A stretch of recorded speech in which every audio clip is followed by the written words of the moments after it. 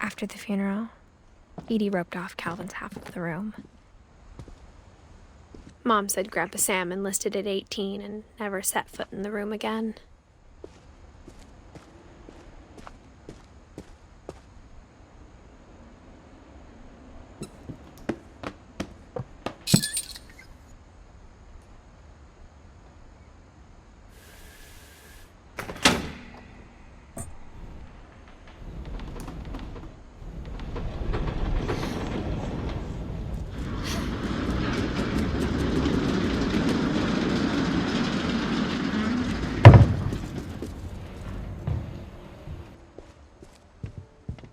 The passages were a pretty tight fit. They'd obviously been built for smaller hands and bellies.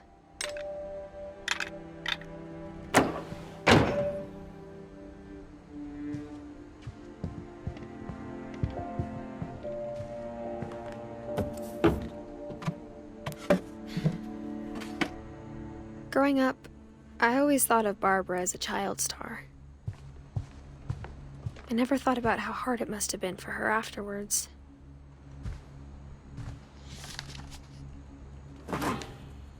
Of all the stories people wrote about Barbara's death, I'm surprised Edie saved this one.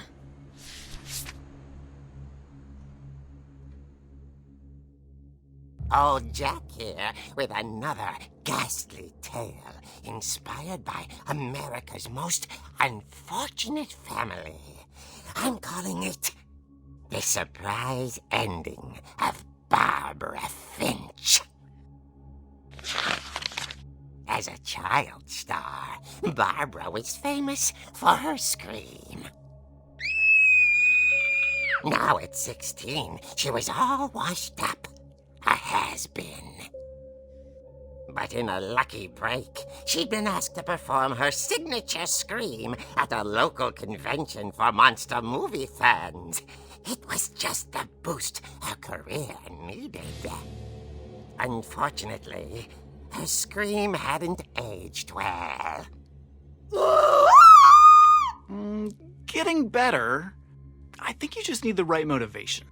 Her biggest fan and current boyfriend, Rick, was about to demonstrate when... Now that was a great scream. It was Barbara's father, Sven. He'd slipped into a table saw and had to be rushed to the emergency room. So Barbara got stuck babysitting her youngest brother, Walter. Her convention comeback was cancelled.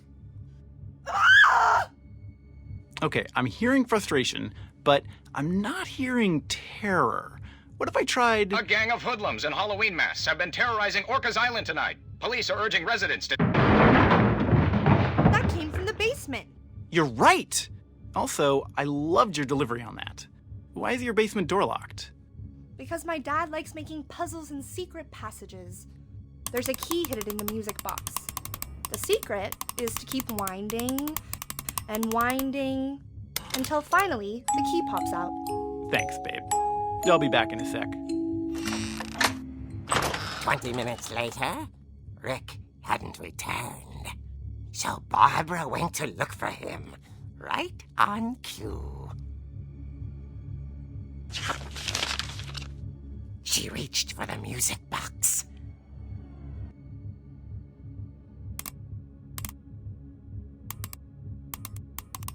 And as she wound the key, she listened for Rick, but the house was silent.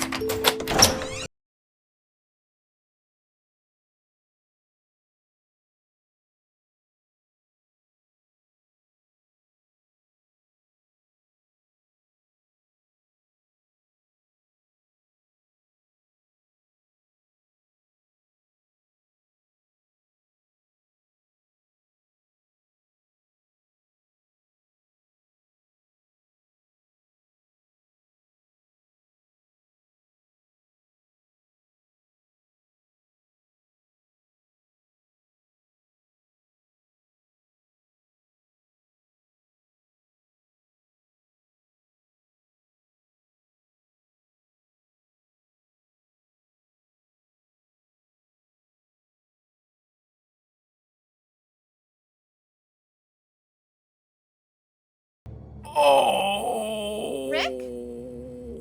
Barb, relax. I was just trying to scare you to help you find your scream. Well, I'm not scared, Rick. I'm furious.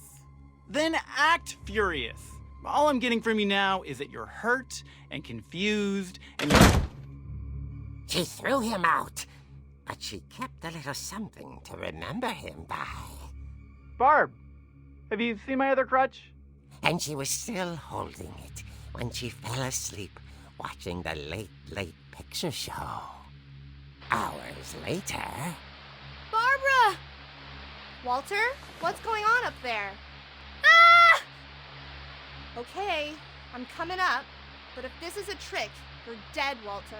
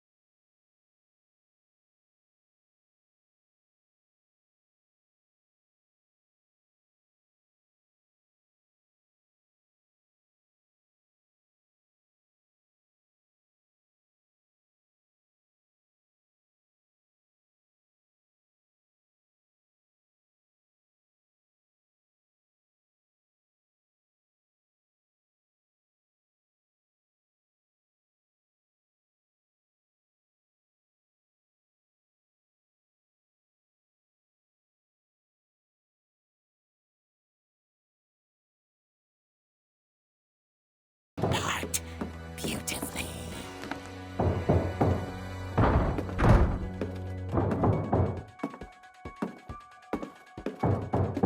Molly's door hadn't been opened in years. The hinges groaned.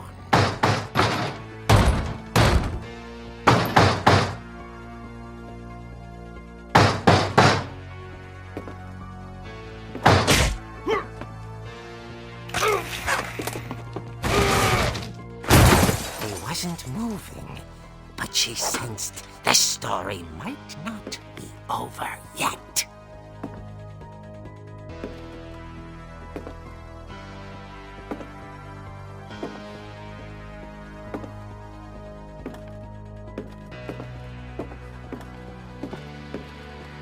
The hookman had vanished.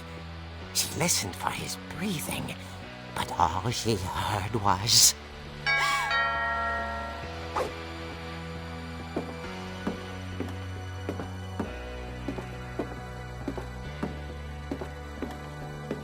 At the door, she heard whispering. It was coming from inside the house.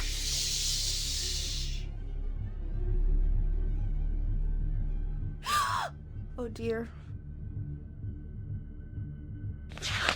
The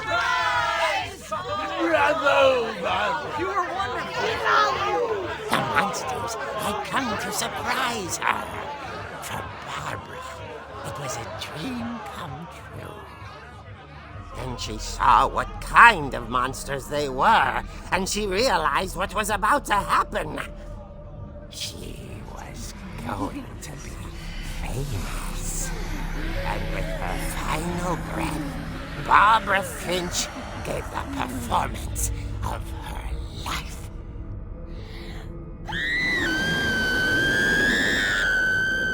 I wasn't there myself, but I hear Barbara was magnificent. Poor girl.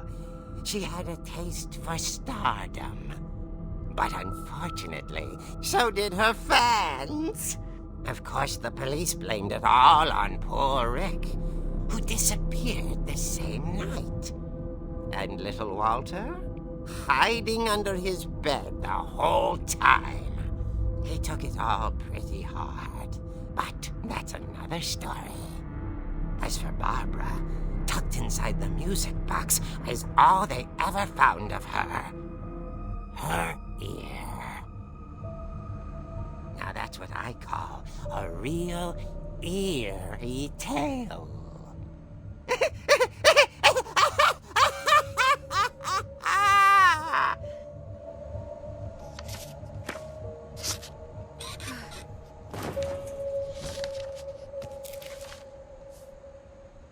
Edie told me all Barbara wanted was to be remembered, as absurd as that comic was. Maybe what Edie saw was a happy ending.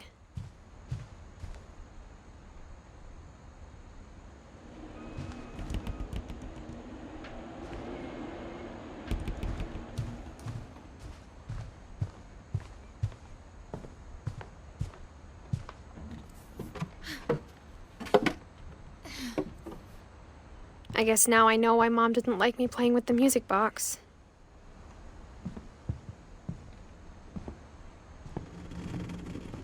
Whenever people ask me about my family, the first thing they always want to know about is Barbara. Mom must have locked the third-floor stairs on the night we left.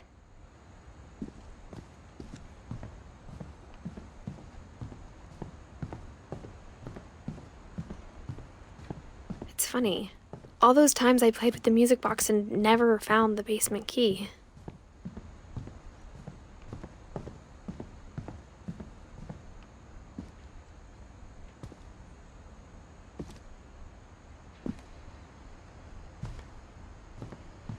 A lot of things got left behind in the whirlwind of that last night. My mom wasn't much of an optimist, but she never stopped believing that my brother Milton was alive.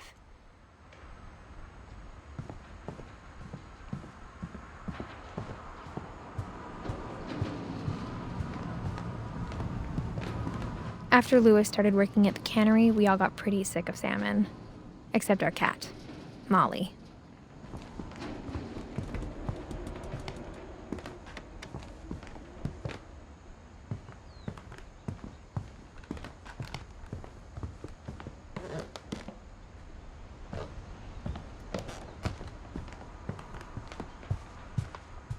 I wonder if that comic was right about there being a key inside the music box near the basement. My mom was the only one of us who could imagine Great-Grandma Edie living in a nursing home.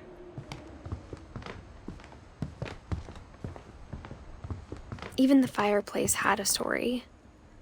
Edie told me the bricks came from the original house, after it sank.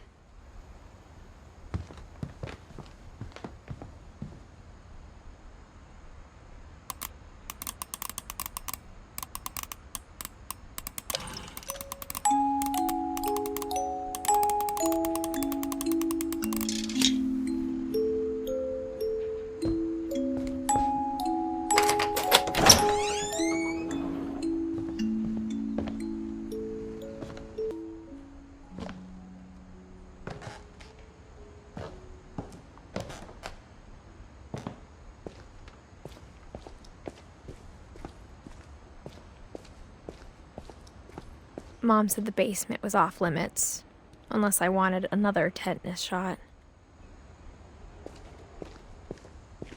I saw Edie sneak down to the basement once, carrying packages. I thought maybe she was hiding presents.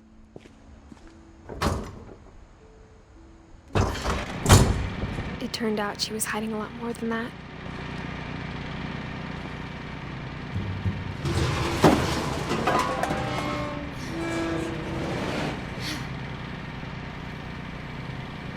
I remember asking Mom once about where Walter had gone.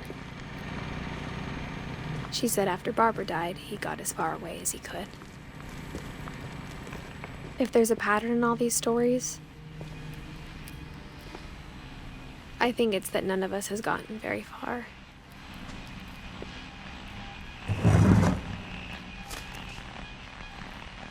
Goodbye, everyone. I can't believe I've been down here for 30 years. On that first day, after the shaking started, I didn't think I'd survive a week.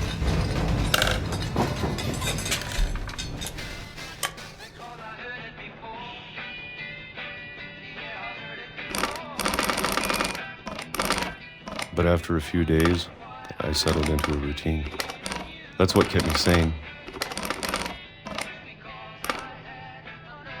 Having a schedule, living for today.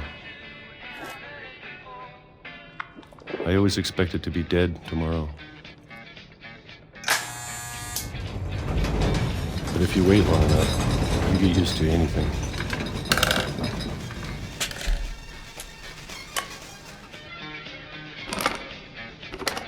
Even a monster on the other side of the door starts to feel normal.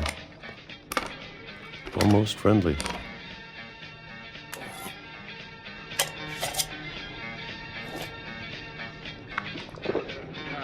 And then one day, everything just stopped. Whatever that thing was, it was gone. Maybe it got tired of waiting. Or maybe I just got tired of being afraid.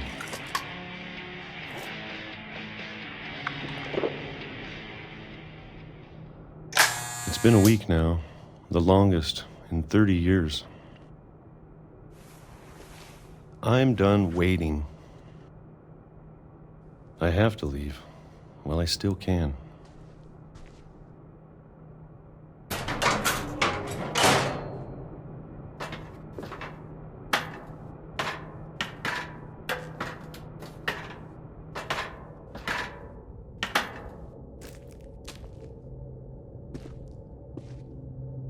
I know it's out there somewhere. Whatever killed Barbara and Molly and Calvin. Maybe this is all a mistake. But I need to stop living the same day, even if it kills me.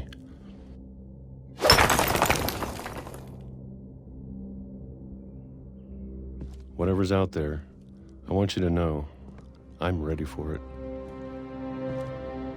I'm going to appreciate all of it, especially the food. I don't mind if I only have a year left, or a month, or a single week. I'd be happy with one new day. I can already imagine the sun on my face.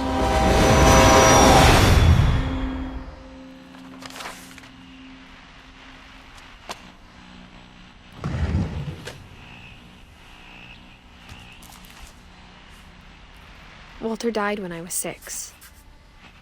I can't believe my mom never told me he was down here.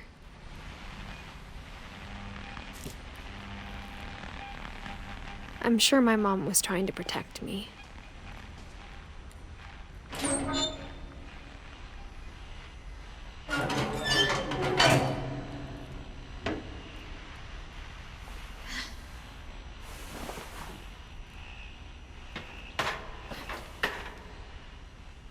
Maybe she was afraid I'd end up like Walter. But if she never told me about an uncle under the house, I can only imagine what else she was hiding. I don't want to make the same mistakes she made, trying to bury something that's still alive.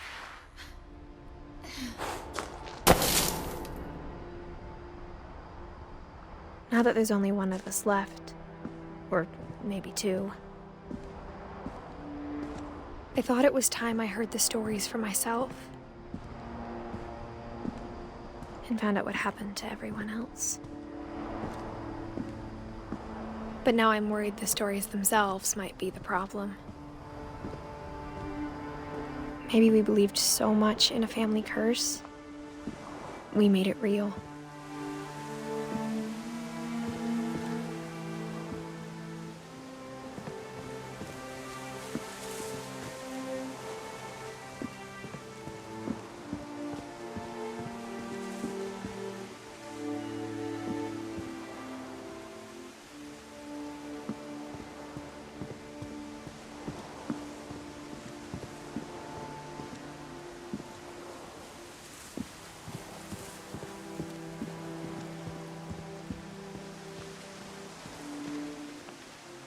I don't know if I should even be writing this.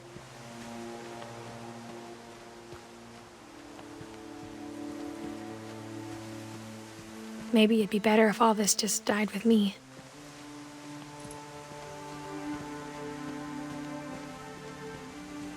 But I thought you should know about your family.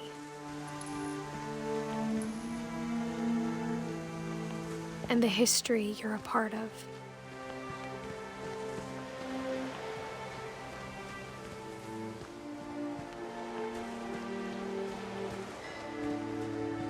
Though to be honest, I feel as lost as you probably do right now. I think the people in these stories believed them, for what that's worth.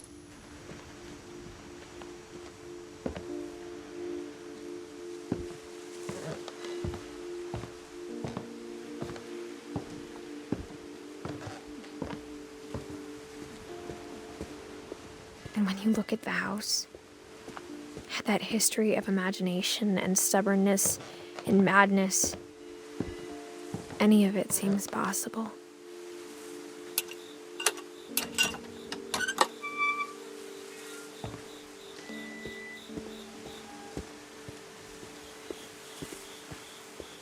I think we've been surrounded by death for so long, we've just gotten used to it. What kind of family finishes building a cemetery before starting the house?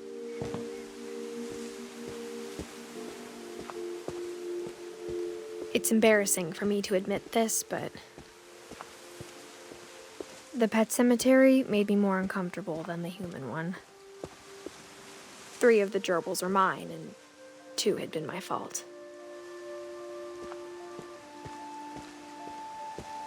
Sven built the house, but it was Edie who designed the cemetery.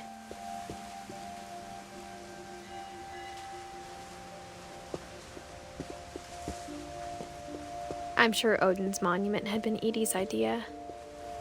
My mom was always trying to move on, but for Edie, the past never went away.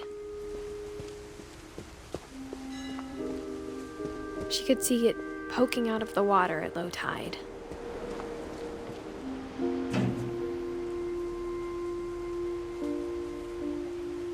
Edie said she dreamed about the old house every night.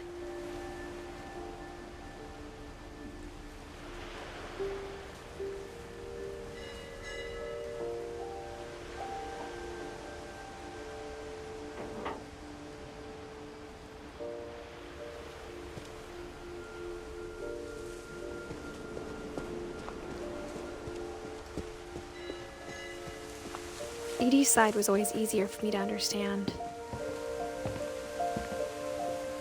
But the older I get, the more I can see where my mom was coming from. Her dad had been pretty strict, but it wasn't enough to save her brothers. She was just trying to do better.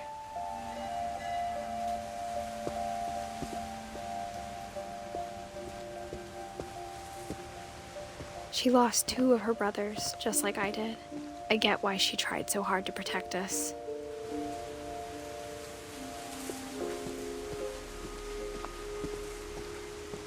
There's so many things I wish I could ask my mom now. Part of me thinks this is what she wanted all along. For me to come back someday and find everything out for myself.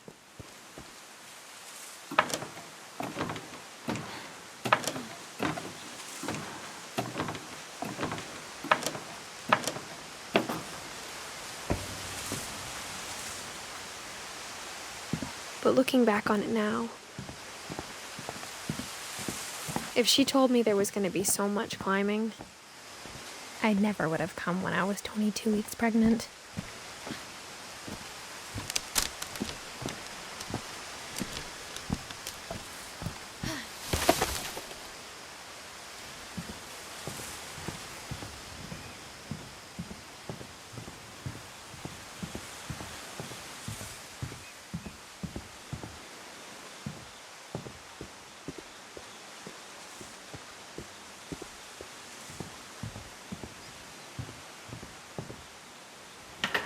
I never met Grandpa Sam, but I think he and my mom had a lot in common.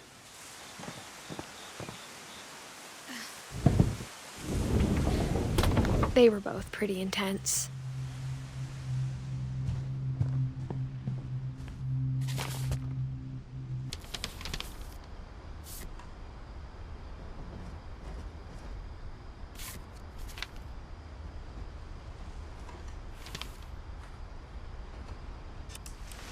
Dawn, I promise, you'll never forget this weekend.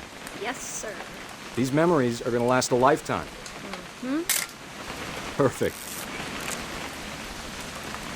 It's gonna rain the whole weekend, isn't it? I will never forget this weekend, Dad. Okay, got it. I'm gonna take some pictures, okay? Just be careful. That camera's older than you are. Aw. Definitely should not have drunk all that coffee. Hey!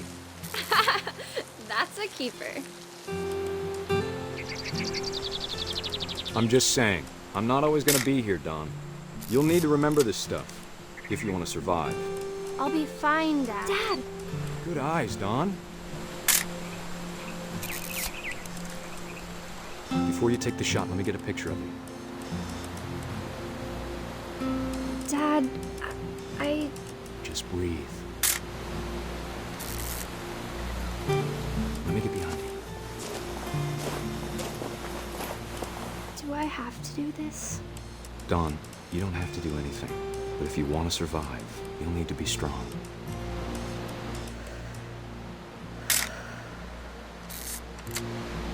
Now keep yourself squared up, elbows down, like we practiced, whenever you're ready.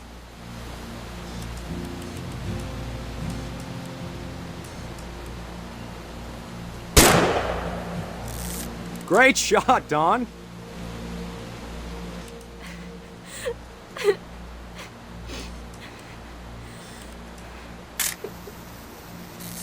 I'm proud of you, Dawn.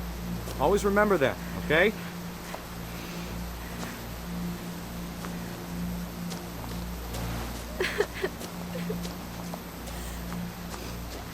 Sorry, Dawn, just gotta reset the timer.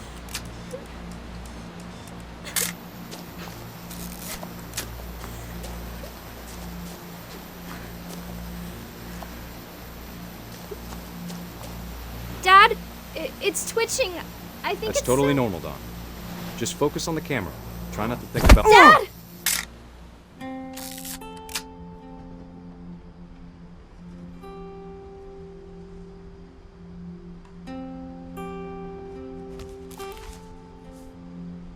Of all these stories, that's the one I wish most that my mom had told me.